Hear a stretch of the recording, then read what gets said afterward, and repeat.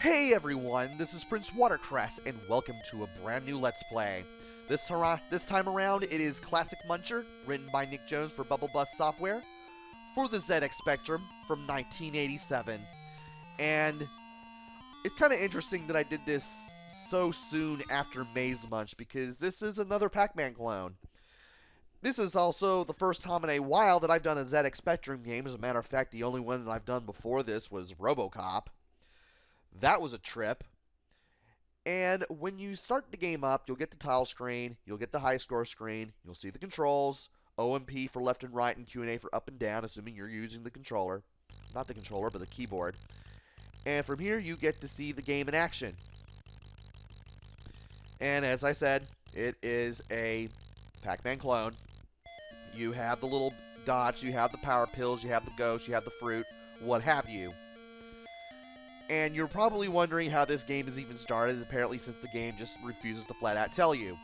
Well, you can press 1 to start the game now, but I don't feel like playing with the controller. Or the keyboard. Why do I keep calling the keyboard the controller?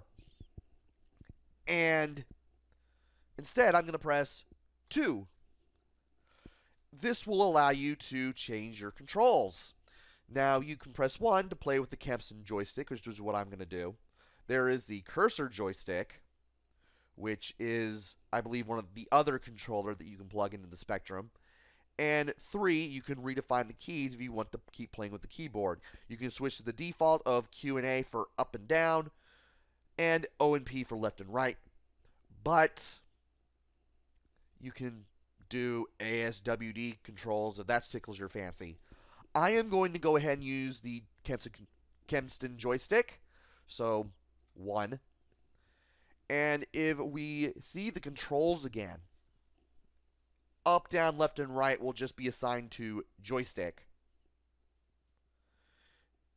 Like so. And from here, we can press 1 on the Spectrum keyboard to start the game. There are 6 boards, 6 individual boards that you need to eat all the dots in order to clear them. And once you clear them all, you'll go back to this one, where except the ghost will be far faster. Up, down, left, and right lets you move around, obviously. You gotta eat all the dots. You gotta eat the purple power pills in order to weaken the ghost so that we can eat them. You get 100, 200, 400, and then 800 for every subsequent ghost that you eat in quick succession. And when they stop flashing, you can't eat them anymore. The only sound you really have in this game is just from you eating the dots. That's it. You don't get any waka waka waka sound.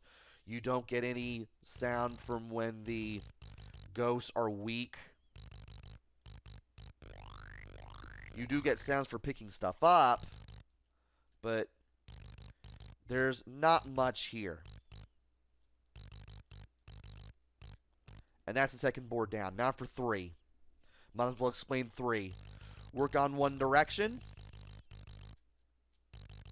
And you want to save the dots for when you really need them.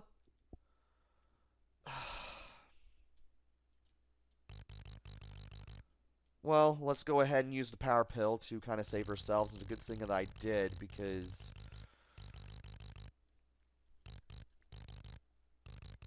that allowed me to get to the other side unsolved. You want to go from one corner and then get to the other one. And you want to do it pretty quickly and pretty efficiently too. And once again, we really need to be careful around here and not do that. Come on, get the dots there. Good. Okay. And we need to be very careful doing any of this. Oh, good grief. Controls are not the best.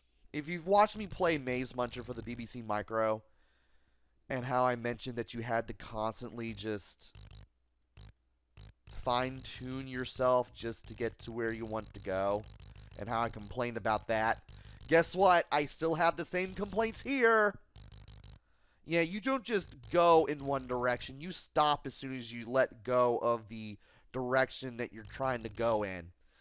And that can be very, very unpleasant. Also, and this is a big gripe that I have with the game, even though there are 6 boards here, they can be like the hardest ones of existence if you do not know what to do. And stuff like that happens. Great.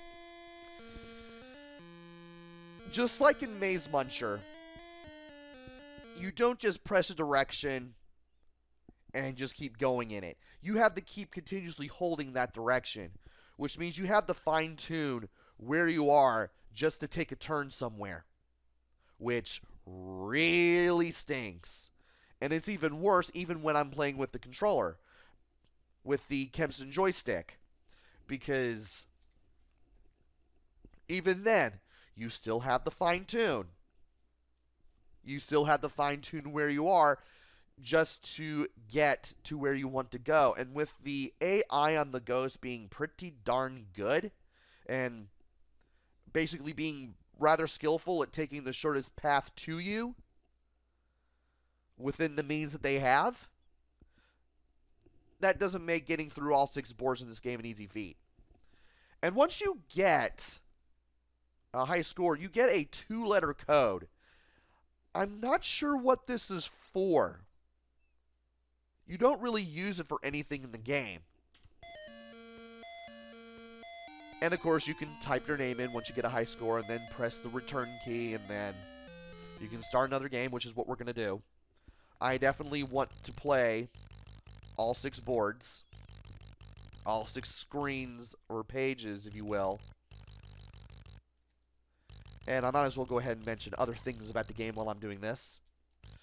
So, another thing that I mentioned on the subject of Mazemuncher, there's no audio warning for when the ghost... Eat the dot. Thank you. There's no audio warning for when the ghosts are going to turn back to normal, which I'm not a big fan of. I mean, if there was an audio warning for such an event, I would like this game a little more than I already am.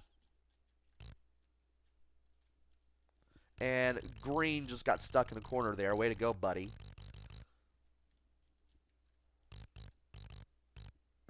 And there's a T. Oh, good grief. And he's stuck where I don't want him to be stuck at. I don't know how I'm going to survive past this one. So, yeah. Not a big fan of this game so far.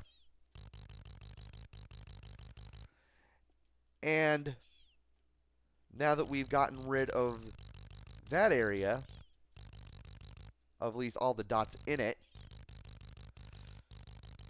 we can go ahead and clear the other part of this if I can somehow turn. Perfect. Nope. And I wanted to make sure that I got those dots early. And I'm dead again. About to say, can I put my name in? Thank you. So, you can get used to this game once you've played it enough. But even then, it can still be a bit of a hassle trying to get through all 6 screens that this game has. Especially when the controls here are rather finicky. And I took a really big risk there because that blue ghost could have popped up at any time. Really could have.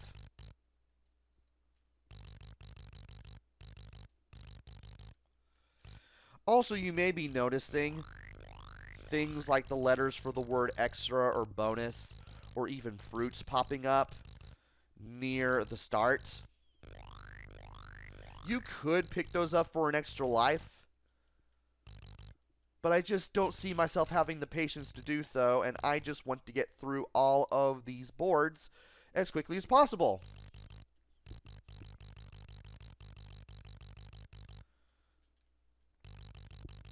Because the faster I can get through this game, and the faster I can do everything, the easier this is. Let's go ahead and get rid of him. And let's go ahead and get everything else here. Perfect. And we haven't died so far, which is absolutely lovely. Let's see if we can keep that up. Want to be very careful with the power pills here. Especially when they can also lose their effectiveness about halfway through the game. I mean, you will learn pretty quickly. Wow. Can't believe I did that.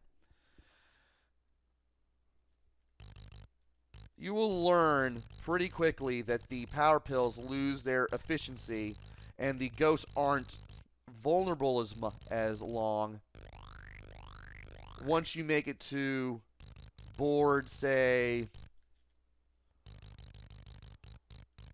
4 or 5. Like right there. Everything just kind of ran out. Well, either I was or I wasn't. Fair enough, I suppose. And that's not what I wanted to do. Brilliant.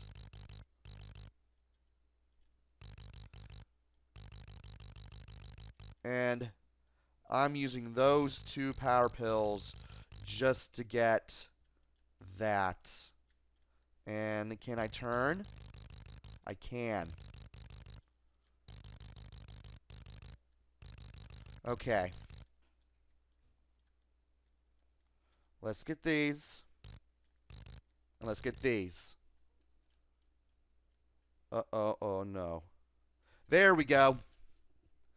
Last board cleared. And now for the fun part.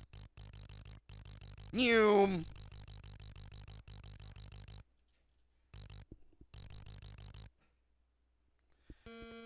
And yeah, once you make it to the second loop, the ghosts get pretty fast. And they are definitely going to get you, unless you are very crafty. But if you make it to the second loop, you might as well go ahead and consider the game beaten. So I might as well go ahead and put my name in one last time, and then press enter, and then do my little mini review. So this isn't a bad Pac-Man clone for the ZX Spectrum. It's just a little weird. You have to keep holding the direction you want to go, and you have to fine-tune your direction, where you're positioned at, just so you can get to where you want to go. And that's not always the most fun thing in the world. I mentioned that in Mazemunch, which I played recently, and I'm mentioning it again here. At least the ghosts have some pretty good AI, and at least you have a reasonable amount of boards to get into before you get into the second loop of the game, so to speak, where good luck getting through that. I know I'm not going to.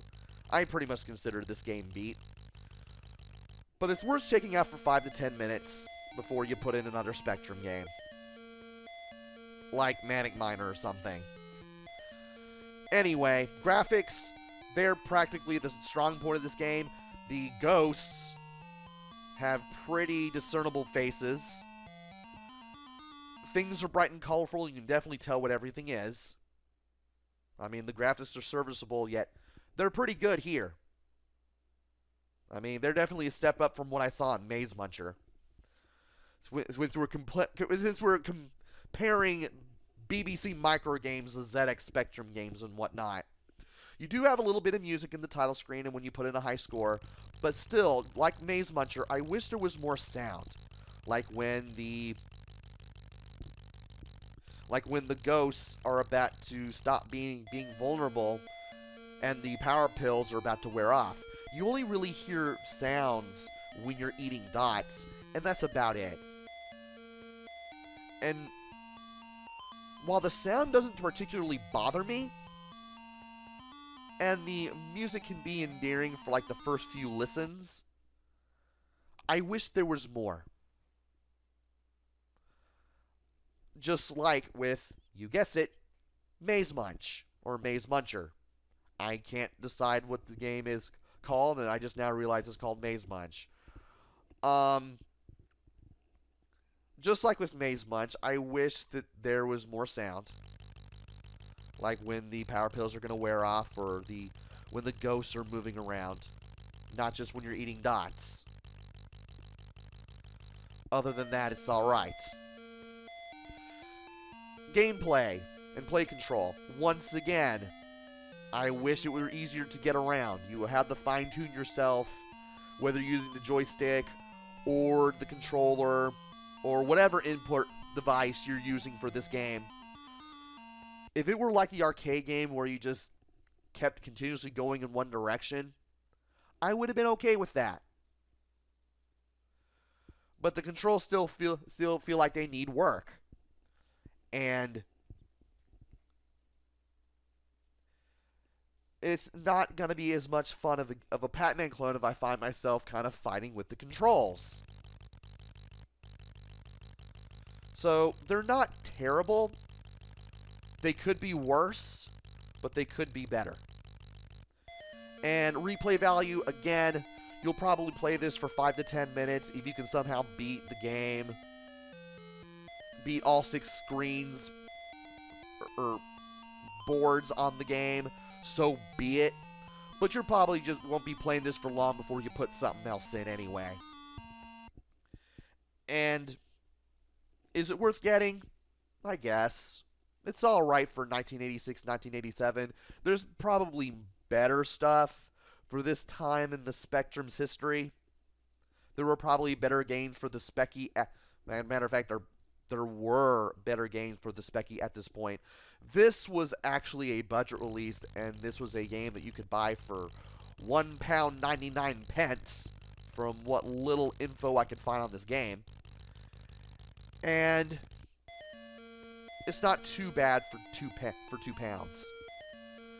Not bad.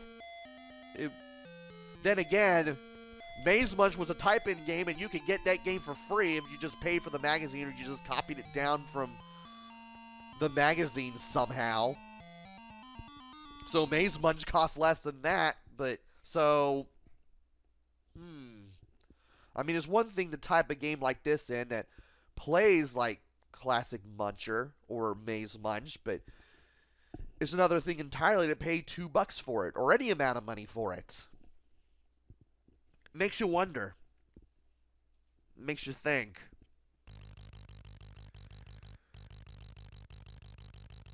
I mean, the quality isn't that much different from Mazemunch. Again, I'm comparing this to the BBC Micro Pac-Man clone that I played for the zillionth time.